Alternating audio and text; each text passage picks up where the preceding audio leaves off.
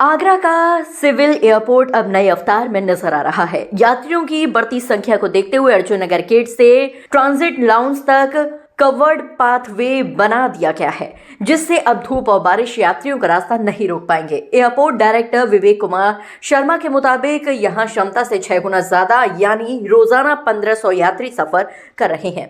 Indigo के बड़े विमान मुंबई और बेंगलुरु के लिए पूरी क्षमता के साथ उड़ान भर रहे हैं। सिविल सोसाइटी ऑफ आगरा ने मांग की है कि मेट्रो को नए धनौली एयरपोर्ट तक बढ़ाया जाए और गेट के बाहर टैक्सी दरों पर लगाम लगे। 2027 तक धनौली एयरपोर्ट शुरू होने की उम्मीद है, जो आगरा की इकोनॉमी को नई रफ्तार देगा। यात्रियों की सुविधाओं के लिए सारे मेजर्स लिए जा रहे हैं एग्जिस्टिंग आगरा एयरपोर्ट पे।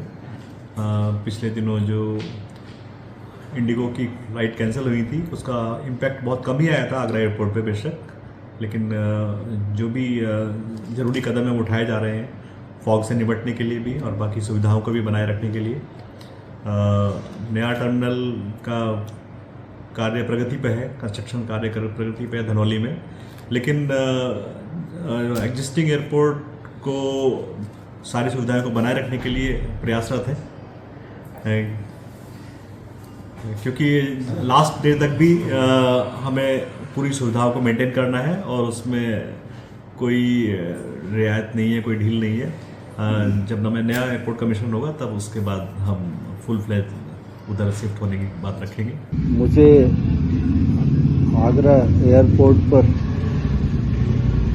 जाने पर ये अनुभव हुआ कि शायद इससे अच्छा कोई रेलवे स्टेशन भी हो सकता है।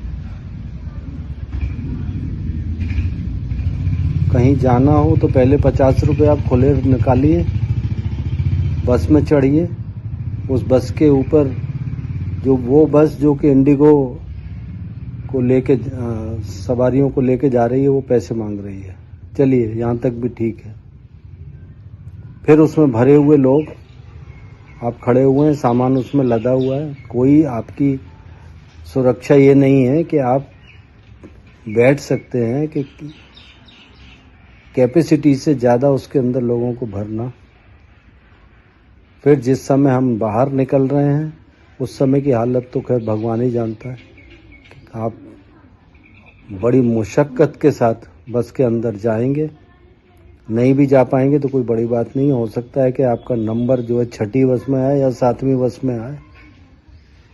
सामान आप लाद रहे हैं उसके अंदर, बड़ी देर बाद कोई आदमी आएगा, वो आपसे ये कहेगा अच्छा चलिए हम रख देते हैं। यहाँ तक फिर आप जहाँ छोड़ते हैं हमको बाहर लाके, वहाँ तो ऐसा हिसाब है जैसे कि रिक्शे वाले घेर लेते हैं किसी आदमी को आके। अरे भाई कोई एक सिस्टम हो इस तरह का कि हम उतर जाएं, नंबर से हमको टैक्सी मिल जाए, ना मिल जाए तो हमारी गाड़ी को वहाँ पे आने की परमिशन मिल जाए। कहीं कुछ है ही नहीं। समझ में नहीं आता कि हम लोग आगरा जैसे मुख्य स्थान पर जहाँ के इतना टूरिस्ट आता है, जहाँ इतने फॉरेनर्स आते हैं, वहाँ इतना बैड शो हम बाहर लाके करते हैं कि वो उसकी अटैची खींच रहा है, वो उसको लेके आ जा रहा है। हम कह रहे हैं नहीं भाई हमारी गाड़ी है। कहाँ है साहब आपकी गाड़ी?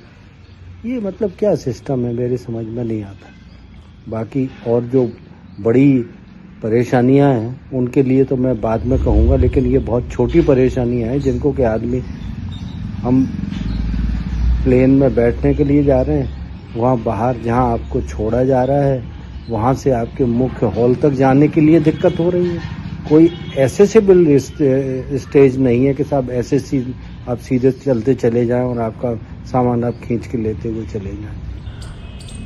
सिविल एयरपोर्ट का आगरा का उपयोग करने वाले हवाई यात्रियों के लिए शीघ्रता से सेवाएं बढ़ाई जाएं।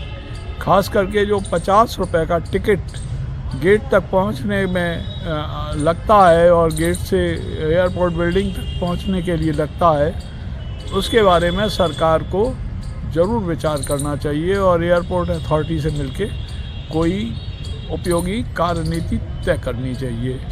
और एयरपोर्ट अभी मेरे ख्याल से अभी 1 साल और फंक्शनल रहेगा, ये वाला नई बिल्डिंग बनने तक उसे तेज़ी से बनाए जाने का काम करना चाहिए। इस समय मेरे ख्याल से यूपी का सबसे ज़्यादा बड़ा फुटफॉल अगर किसी डोमेस्टिक एयरपोर्ट का है तो आगरा का ये प्रॉफिट में है और मेरे ख्याल से इसको और प्रॉफिट में लाया जा सकता है अगर एयर कनेक्टिविटी बढ़ाई जाए। धन्यवाद। हम लोगों ने सिविल एयरपोर्ट विज़िट किया, डायरेक्टर श्री विवेक शर्मा जी से बात की, काफ़ी पॉजिटिव लगा। हमको ये देख के बहुत अच्छा लगा कि जो लाउंज, पैसेंजर लाउंज बनाया है उसकी फैसिलिटी के लिए उसको कवर कर दिया गया है, पैसेंजर्स को कोई दिक्कत नहीं हो। बरसात में बहुत दिक्कत हुआ करती थी। दूसरा ये जानकर बहुत खुशी हुई कि जब 4 फ्लाइट आती हैं तो फुटफॉल आगरा एयरपोर्ट पे करीब 1500 पैसेंजर्स का होता है। हमारा मानना ये है कि अगर ये 4 फ्लाइट पे सिविल एनक्लेव पूरा भर जाता है तो जब नया सिविल एनक्लेव स्टार्ट होगा तो जो पैसेंजर लोड है वो बहुत ज़्यादा बनेगा और ये बड़ा पॉजिटिव साइन है। यूपी का हम मानते हैं कि ये सक्सेसफुल सिविल एनक्लेव होगा और हम सरकार से रिक्वेस्ट करते हैं कि जो उसकी कनेक्टिविटी के जो रास्ते हैं उनको ठीक किया जाए, पानी की निकासी को ठीक किया जाए, सड़कों को ठीक किया जाए। धन्यवाद। I grew up in Agra and I was amazed to see that there's a direct flight between Bangalore and Agra, so you can actually fly into Bangalore and then come home to Agra directly, and I tried that option this year. I flew with my family, my wife and 2 kids who were both born in Australia, and both are Australian kids, a teenager and a little boy. And I just wanted to sort of talk about how the experience at the Agra Airport was very, very disappointing. The problem that we faced at the Agra Airport was there's just a complete lack of awareness around how to manage the incoming passenger traffic. How do you manage their baggage? How do you get the baggage from point A to point B? And basically, you're left alone to manage all of your belongings and the way you need to go by yourself, which basically means that if you're traveling with a family of 4 with 3 or 4 suitcases and a few bags, and if you have little kids, you understand that it is basically impossible to make your way through the airport. Although it's a small airport, it's completely mismanaged. Just to give you some examples, as you sort of get your baggage off the baggage belt, there's just no support. Then people just crowd that around, and it took probably half an hour to get your baggage out of there. Once you take the baggage out, there's sort of one of these buses that comes in where you need to load your own luggage into the bus, which is actually a very, very small kind of a mini bus, where imagine 200 odd passengers trying to get into that without any management of that, and you basically need to muscle your way into it. And imagine people coming after a long journey of 17-18 hours and being subjected to that kind of chaos. It is truly amazes me in today's day and age, that's how people are treated. Beyond that, even if you manage to get on the bus, which is probably got onto the 5th bus, carry your own luggage, put it on a trolley, take it out on outside in an area which has got no pavements, and you push your luggage through. It's just major safety issues for people with kids. Do not do that.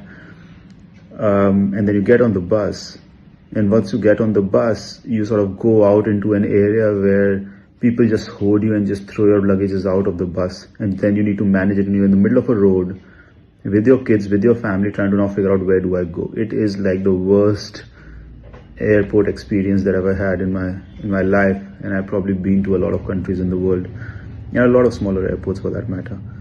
Yeah, I think I do understand that it's sort of a defense operated airport, and the need for security is paramount. I totally get it.